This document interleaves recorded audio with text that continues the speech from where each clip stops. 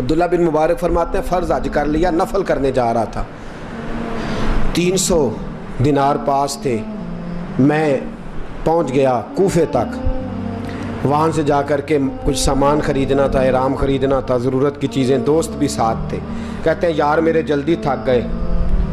خریداری کر کے وہ چلے گئے، میں شام تک رکا، بڑا تھک گیا تو سوچا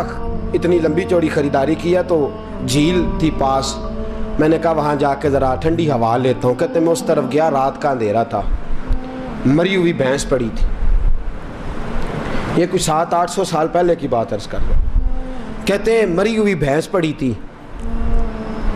ایک عورت کالے برقعے میں نقاب پوش آئی اور اس بی بی نے مری ہوئی بھینس کا خنجر سے گوشت کاٹا، تھیلے میں ڈالا اور دوڑی، کہتے ہیں میرے ذہن کے اندر خیال آیا کہ بی بی کوئی ہوٹل چلاتی ہے اور مردہ جانور کا گوشت لوگوں کو کھلاتی ہے، ویسے تو جاسوسی منع ہے، اس نیت سے کہ مسلمانوں کو بچاؤں اس کے پیچھے ہو لیا، کہتے ہیں وہ گلیاں گزرتی گزرتی کوفے کی تنگ گلی میں گئی، ایک بڑا سا دروازہ لکڑی کا، بڑا پھاٹک جو پرانے شہروں میں ہوتے ہیں، کہتے ہیں اس بڑے پھاٹک پر اس نے زور زور سے دستک دی، دونوں ہاتھوں سے دروازہ کھلا، وہ عورت اندر داخل ہوئی تو 3-4 بچیاں جھٹ سے اس کے گرد اکٹھی ہو گئیں، اماں کچھ لائی ہو؟ تو رونے لگی، کہنے لگی میں کچھ نہیں لا سکی، کہنے لگی یہ مردہ جانور کا گوشت ہے، اور حضور نے فرمایا جب مرنے لگو تو مردار کھا کے بھی جان بچا لو، اب میں دیکھتی ہوں تم سے کھڑا نہیں ہوا جاتا، نہ کھاؤ گی تو گر پڑو گی، یہ مردہ ہی ہے پکا لو، کہتے ہیں اگلے لفظ اس عورت نے کہے تو میں باہر کھڑا چیخنے لگا، وہ کہنے لگی ہم سید زادیاں ہیں، صدقہ زکوٰۃ کھا نہیں سکتی، اور سب روگاں دا روگ محمد، جس دا نام غریبی، کنڈ ولا کے لنگ جاندے سب دوست یار قریبی، سید ہیں، صدقہ زکوٰۃ یہ مردار کھا کے گزارا کرو، کہتے ہیں پھر اس عورت نے 4 بیٹیوں کو سینے سے لگایا، کہنے لگی تمہارا باپ زندہ ہوتا تو یہ دن نہ، سید بھی اور یتیم بھی اور مسکین بھی، پھر وہ روئیں، حضرت عبداللہ بن مبارک کہتے ہیں زور زور سے دروازے پہ دستک دی، بی بی باہر آئی، کون ہے؟ تو میں نے کہا میں عبداللہ بن مبارک ہوں، محدث ہوں، زمانہ مجھے جانتا ہے، میرے شاگردوں کی لسٹ بڑی لمبی ہے، کہنے لگی اچھا تو؟ کہنے لگا یہ 300 دینار ہیں، تو مہربانی کرے تو رکھ لے، چلے اپنا کام کریں ہم جانے ہمارا، کہتے میں نے زمین پہ گھٹنے ٹیک کے نا تو سید زادی کے آگے ہاتھ باندھ دیے، میں نے کہا میں نوکر ہوں، تم اولاد ہو، میں خادم ہوں، تم نسل ہو، مہربانی کرو، مہربانی میرے اوپر مہربانی، پیسے رکھ لو، کہتے ہیں میں نے وہ پیسے دیے، میں واپس لوٹا، یار کہنے لگے چل، میں نے کہا نہیں میں نے نہیں آج کرنا، کہنے لگے کوئی نیا پلاٹ لینے کا پروگرام بن گیا، کوئی نئی انویسٹمنٹ، لوگ تانے دیتے ہیں نا، پر جے کر یار دے نام دا ملے میڑا، ان چولی پا لئیے پنجے سٹیے نا، جے کر یار دے نام دی ملے سولی، چھوٹا چھوٹ لئیے پشانٹیے نا، کہتے ہیں میں نے کہا یار جیسے تمہاری مرضی سمجھ لو، یہ میرا راز ہے میں بتاتا نہیں، فرماتے ہیں لوگ حج کرنے چلے گئے، میں وطن آ گیا، 6 ماہ کے بعد قافلے لوٹے، جاگ کے سننا ذرا بات، میرے نبی نے فرمایا تو میرے امتی کی پریشانی دور کر، اللہ کامل حج کا ثواب دے گا، فرمایا میرے حبیب علیہ السلام کی امتی حضرت عبداللہ بن مبارک فرماتے میں آیا حج کر کے، حاجی آئے تو میں بڑی حسرت کے ساتھ، میں گھر میں روتا تھا، سوچتا تھا آج وہ مینا میں ہوں گے، آج وہ مزدلفہ عرفات میں ہوں گے، آج وہ لوگ جمرات کی رمی کر رہے ہوں گے، میں تڑپ کے سوچتا تھا آج در رسول کی حاضری دے رہے ہوں گے، کہتے میں روتا تھا، جب حاجی لوٹے 6 ماہ کے بعد تو حاضری دینے گیا، ملنے گیا، پہلا دروازہ کھولا حاجی صاحب نے، میں نے کہا مبارک ہو، کہتے ہیں میں نے مبارک دی ذرا سنیے گا، کہتے ہیں وہ حاجی مجھے ڈانٹنے لگے، کہنے لگے چھوڑ یار اتنا بڑا آدمی ہو کے تو غلط بات کرتا ہے، میں نے کہا کیا ہوا؟ کہنے لگے تو نے ہمیں کہا کہ جانا نہیں، اور پھر ہم مینا میں آوازیں دیتے رہے، تو بات ہی نہیں سنتا تھا، ہم آوازیں دیتے رہے ان اللہ علی کل شیء قدیر، آوازیں دیتے تھے، سنتا نہیں تھا، کہتے میں حیران ہوں، یار میں تو کیا نہیں، کہنے لگے ہم 11 حاجی جھوٹ بولتے ہیں تو اکیلا سچ بولتا ہے، سب نے دیکھا ہے، کہتے میں پلٹ آیا، चौथे दिन फिर एक हाजी को मिलने गया, मुबारक दी। कहने लगा छोड़ किस बात की मुबारक, मैदान अरफात में तो तूने बात भी नहीं सुनी और यहाँ मुबारकें कहते हैं अरफात में, और मैं तो नहीं। कहने लगे चुप कर, गलत बात भी करता है इतना बड़ा मुहद्दिस हो के। कहते हैं जब आखिरी काफिले आए, आखिरी दिन तो 8-10 काफिले इकट्ठे आए, शाम तक 7 काफिलों से मिला।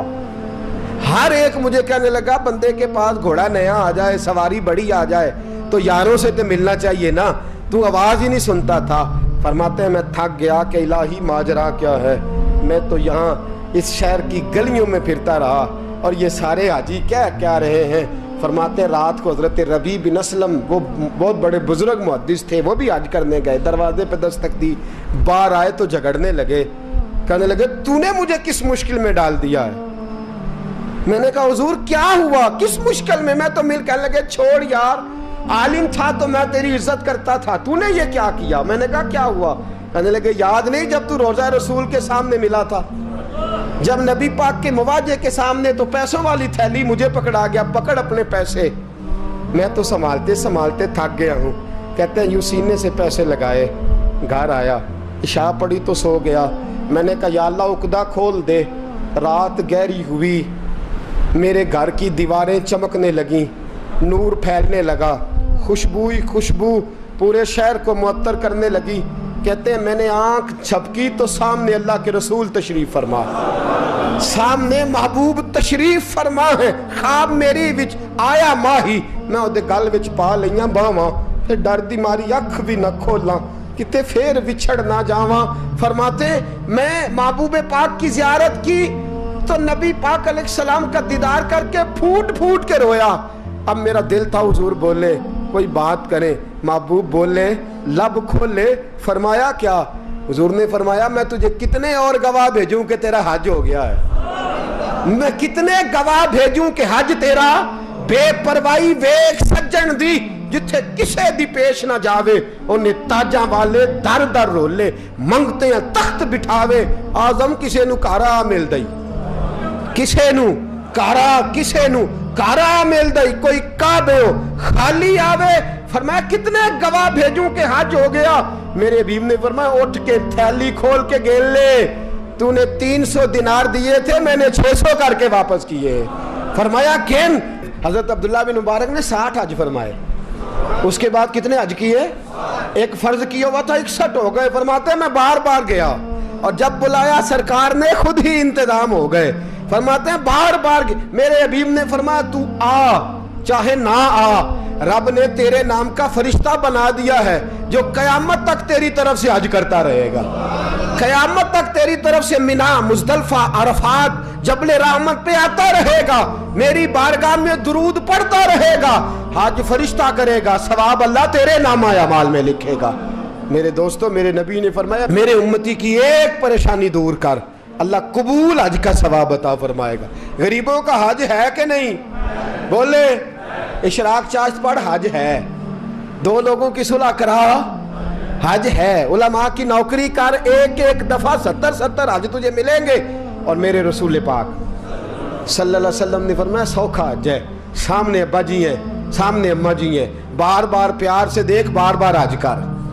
बार बार प्यार से देख और किसी गरीब की मदद कर दे, सड़क पार करा दे, मेडिकल स्टोर से दवाई ला दे, किसी की नौकरी कर दे, बच्चा घर में नहीं अब्बा जी बीमार हो गए, जा भाग के तू चचा को छोड़ा डॉक्टर तक, तू नेकी कर, अल्लाह तुझे पूरे हज का सवाब अता फरमाएगा। हज बड़े हैं, करने की तैयारी करो, हज का बड़ा मौका हमें मुयस्सर आता है, बस प्रोग्राम बनाऊं। सही मुस्लिम की हदीस, किताब का नाम क्या है, और बड़ी मजबूत हदीस मेरे नबी पाक सल्लल्लाहु अलैहि वसल्लम फरमाते हैं कुछ लोगों को अल्लाह क़यामत में खड़ा करेगा और खड़ा करके फरमाएगा चलो जन्नत में जाओ। अर्ज करेंगे मौला हम तो पापी गुनाहगार, पता सारा सरदार नू कीतियां दा, हम तो बड़े गुनाहगार, किस वजह से जन्नत। फरमाया तुम्हारे हज की बरकत से, तुमने हज किया था ना उस बरकत से जन्नत। तो बंदे अर्ज करेंगे मौला हम तो माड़े थे, गरीब थे, गए ही नहीं, हज किया ही नहीं, तो तू हज की वजह से माफ कर रहा है। तो रब करीम फरमाएगा जब हाजी जाते थे दिल तड़पता था ना, जब हाजी जाते थे आंखें बरसती थी, जब हाजियों के काफिले निकलते थे उस वक्त तुम्हारे दिल में ख्वाहिश पैदा होती थी فرمایا تم تڑپا کرتے تھے، میں نے تڑپ پر ہی تمہیں حج کا ثواب دیا، اور خالی ثواب نہیں دیا، اس حج کی برکت سے آج جنت بھی عطا فرما رہا ہوں۔ میرے دوست پروگرام بنا، تڑپ پیدا کر، نیت پیدا کر، یہ نہ کہا کر کہ حج تو صرف امیروں کا ہے، غریب کیسے کرے، حج بڑے ہیں، کرنے کی تیاری کر، تو پروگرام بنا، میرا رب تجھے گام گام پہ، نگر نگر پہ، گلی گلی حج کا ثواب دے گا۔ ہمیشہ مدحت خیر الانام میں گزر